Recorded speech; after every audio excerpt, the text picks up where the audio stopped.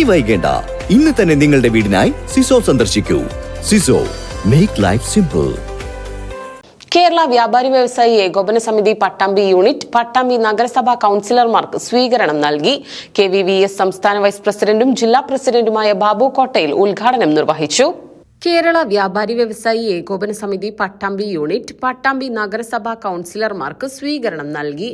കേരള വ്യാപാരി വ്യവസായി സമിതി പട്ടാമ്പി യൂണിറ്റ് പ്രസിഡന്റ് ഗിരീഷ് പട്ടാമ്പിയുടെ അധ്യക്ഷതയിൽ പാലക്കാട് ജില്ലാ പ്രസിഡന്റും സംസ്ഥാന വൈസ് പ്രസിഡന്റുമായ ബാബു കോട്ടയിൽ നഗരസഭാ സാരഥികൾക്കുള്ള സ്വീകരണ പരിപാടി ഉദ്ഘാടനം ചെയ്ത് ഷാൾ അണിയിച്ച് ഉപഹാരം സമർപ്പിച്ചു.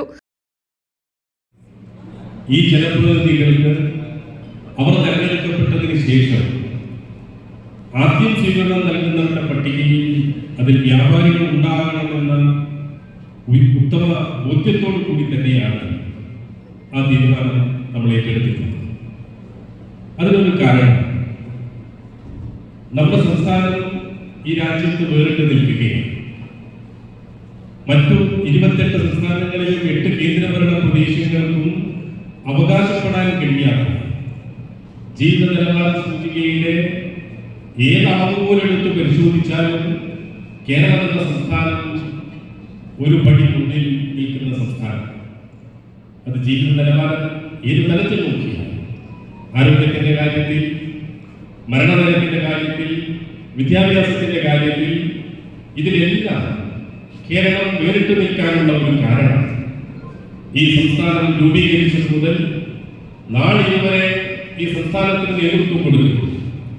അത് സംസ്ഥാനത്തായാലും ഇത്തരം തദ്ദേശ സ്വയംഭരണ സ്ഥാപനങ്ങളിലായാലും കക്ഷി രാഷ്ട്രീയത്തിന് അതീതമായി മാറി മാറി വരുന്ന സർക്കാരുകൾ കൈക്കൊണ്ട ജനക്ഷേമകരമായ തീരുമാനങ്ങൾ വളരെ മികച്ച രീതിയിൽ നടപ്പിലാക്കാൻ കേരളത്തിന്റെ മണ്ണ് പാകമായതുകൊണ്ടാണ് ഇന്ന് നാം അനുഭവിക്കുന്ന ഈ നേട്ടം കരസ്ഥമാക്കിയത് എന്ന ഉത്തമ ബോധ്യം.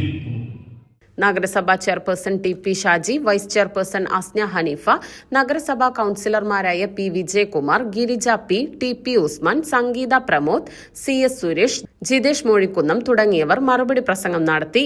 കേരള വ്യാപാരി വ്യവസായി ഏകോപന സമിതി സംസ്ഥാന എക്സിക്യൂട്ടീവ് അംഗവും AKG SMA പാലക്കാട് ജില്ലാ സെക്രട്ടറിയുമായ V മൊയ്തു ഹാജി, മണ്ഡലം ജനറൽ സെക്രട്ടറി M സിദ്ദിഖ്, മണ്ഡലം സെക്രട്ടേറിയറ്റ് അംഗം EP Abdul Jabbar, unit treasurer KA Abulais തുടങ്ങിയവർ പങ്കെടുത്ത് സംസാരിച്ചു.